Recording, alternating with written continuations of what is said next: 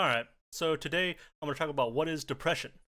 Now, some people might be thinking already, like, who is this guy? Like, why does he think he can talk about depression?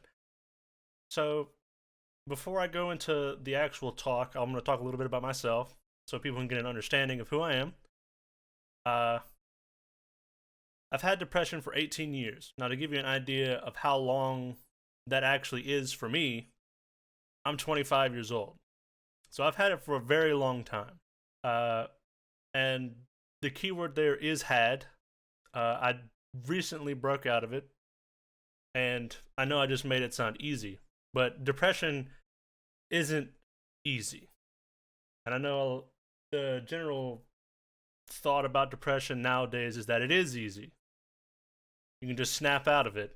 So I'm going to go into it and briefly explain why that isn't the case. And I'm going to do more videos on this, going into like deep diving into depression from the eyes of a person who has been depressed for a very long time. So, what is depression? Now, depression is very hard to put into words, but there's mainly three distinct stages of it. The early stages, or like the mild stages, you start noticing that you don't have nearly as much energy as you used to, and that things get under your skin a lot easier. You'll start to get tired more often, and you just generally don't want to participate in the activities, or rather, I should say that you want to do all these things, like you want to talk to people, you want to participate in activities, but your body just is not letting you do these things. And I think it's very important to emphasize on this that people with depression, they generally just do not have a choice in how they're acting. And I know that's hard for people to understand. Like, it's your body, like, you're controlling it. You should be able to act however you want. Well, with depression, your body is basically turning against you because it's overworked, it's stressed out to the maximum, and it just can't keep up anymore. And it's forcing you to slow down.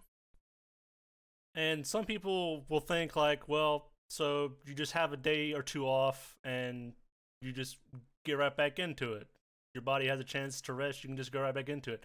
This is when we get towards the mid-stage depression or the moderate depression, where now you're in a battle with your own mind.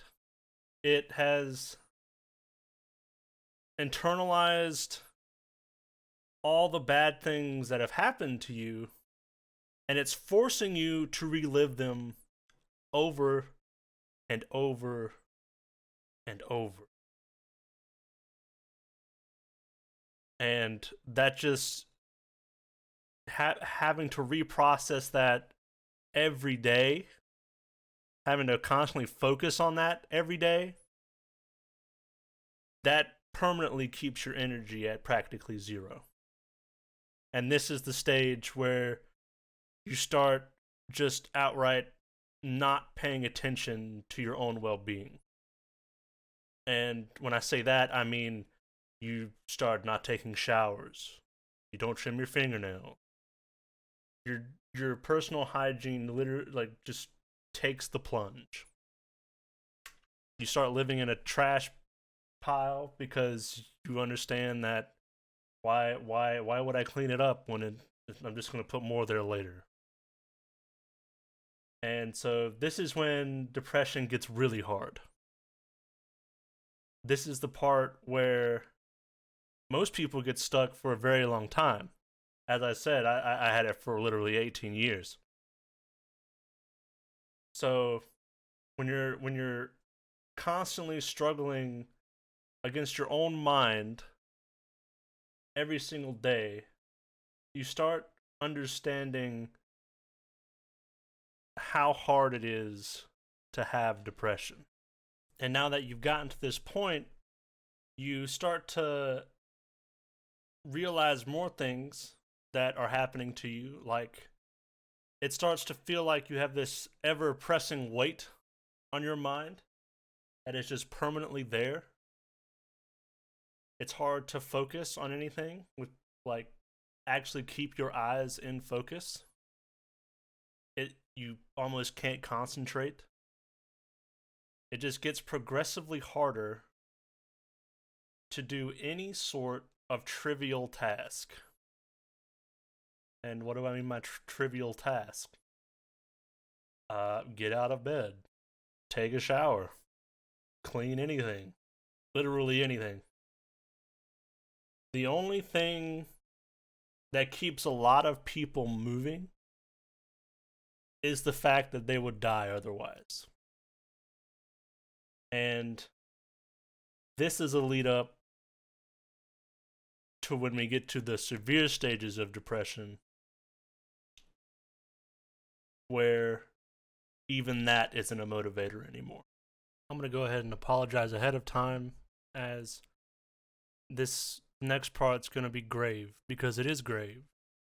The severe stages of depression are very serious and should be taken seriously.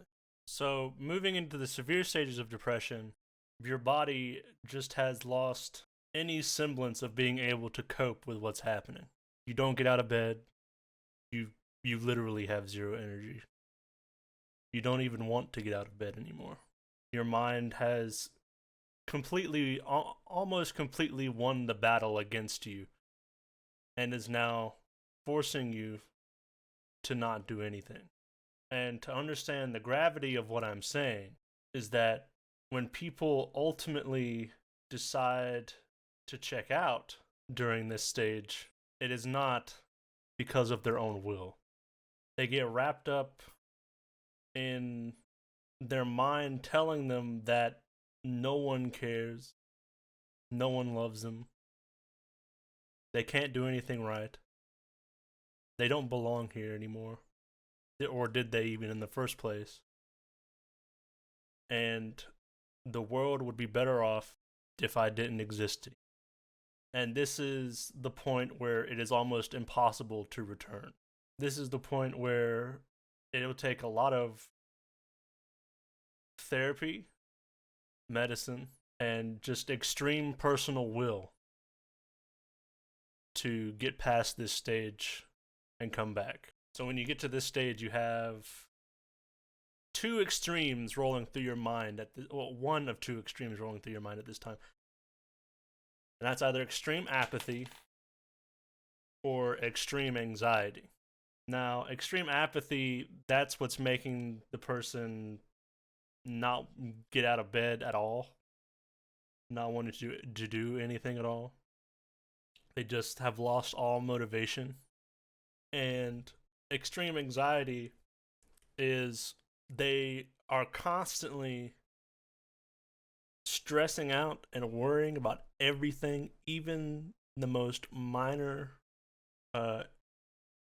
incident, like, and it could be something that could be completely normal to another person, like they said hello to somebody and they go the rest of that day thinking, oh my god, I can't believe I talked to that person, I surely annoyed them, I can't believe I did that, I'm a terrible person. And this stuff just keeps eating at you till you just can't take it anymore. Now, when working with someone that has depression, it requires a very large amount of patience. They're not going to instantly snap to whatever you want them to do, because they can't. You need to give them time, and it might take a lot of time. You just need to give them time to work through what's going on, and if possible, try and get them actual medical help. Now, I know results may vary when it comes to therapy and medicine, but it can be it can be a large deciding factor in how quickly, if at all, you come back from this. So I just want to stress again that this illness is largely out of their control.